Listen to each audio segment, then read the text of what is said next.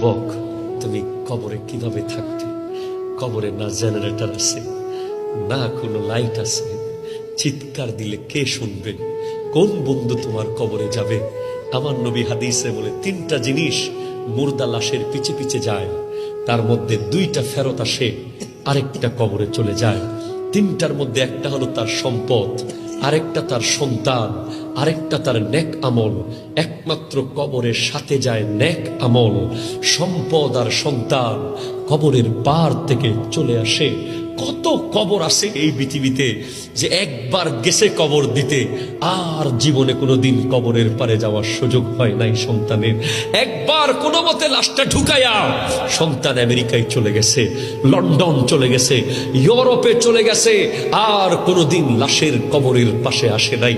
তাই তোমার কবরের চিন্তা তোমাকে করতে হবে, তোমার পুঁজি তোমাকে কামাতে হবে, ঠিক কিনা? কথা জোরে বলে।